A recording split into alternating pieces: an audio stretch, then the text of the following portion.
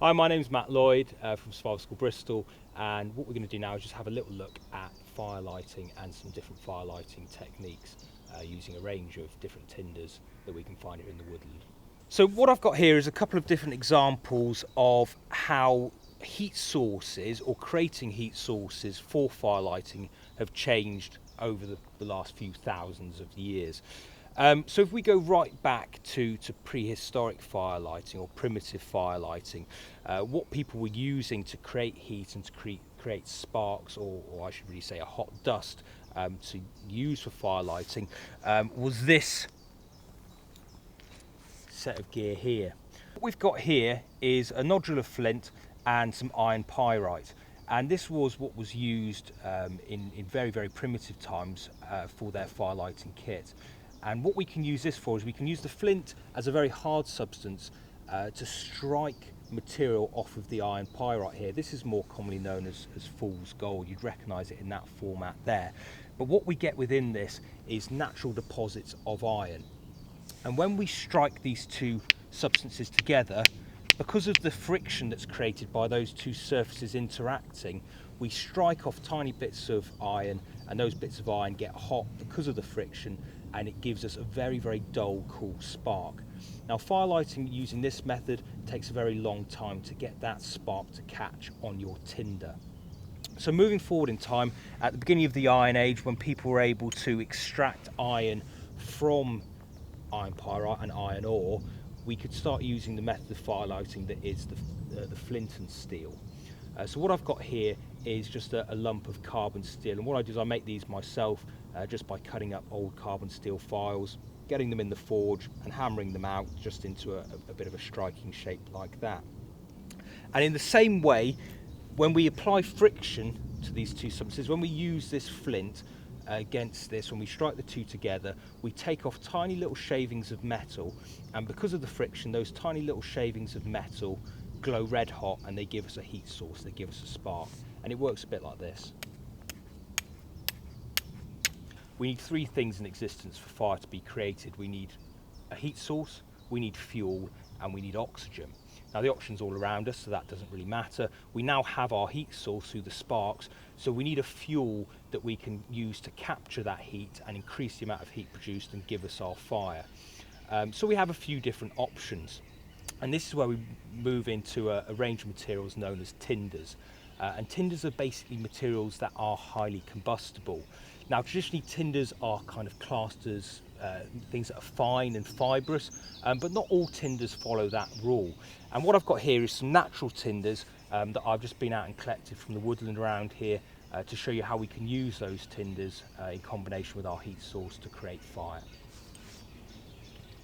Two of them are natural tinders, so we kind of define tinders into two categories: natural and man-made.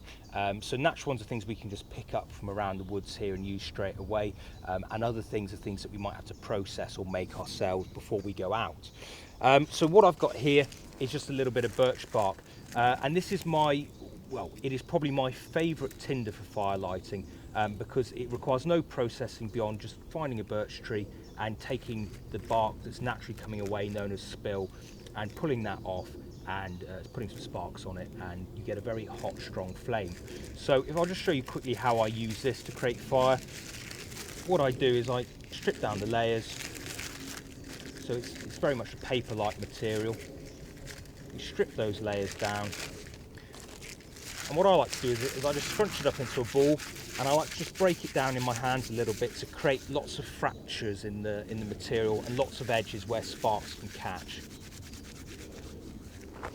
So if we pop that down, we'll use that in combination with the fire steel, and when we throw sparks onto this, we have to kind of throw sparks in the same place maybe a couple of times, but that took quite easily, and you'll see we get all this black smoke coming off here, which is a natural tar, a natural oil within the bark itself, which means that even in wet weather, even in damp weather, that fire burns very hot, that tinder burns very hot, and it gives you a great chance of success when it comes to lighting your proper fire. So what we're going to do now is how we go about lighting a fire properly. So what we've done is we've gone out into the woods and we've found dead hanging.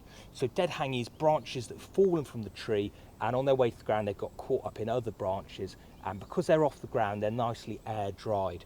And what we're looking for when we go out and find dead hangings, we're looking for a nice dry dead stick that when we snap it, snaps cleanly and has a loud audible crack. We're going to use the thick ends here to create a little platform on the ground.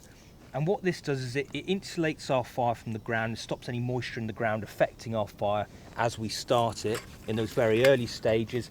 And it also allows air to get in underneath the fire and feed it from below. So I've just gone out into the hedgerow out here and collected some dry grass that's died and sort of naturally dried out. So that is now kind of technically hay. I'm going to fold this back on itself like that, so that in the middle I have a little hollow where I can stick my char cloth.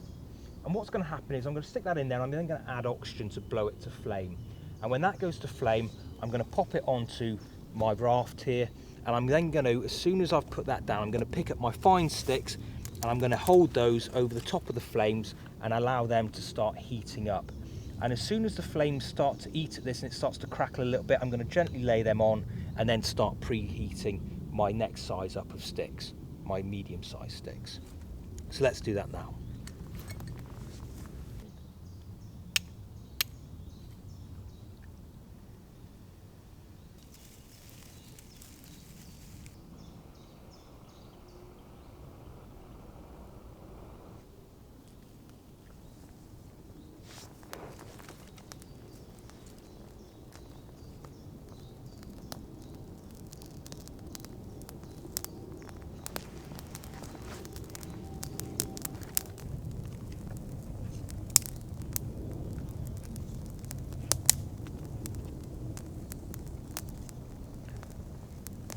So the key to successful firelighting is good kindling. So don't be tempted to pick up stuff off the ground, because even if it's a dry day like this, it will still be soaking up moisture from the ground there. So make sure you get out, get loads of dead hanging, prepare it first before you do anything else, and make sure you have everything in place before you actually put your spark onto your tinder.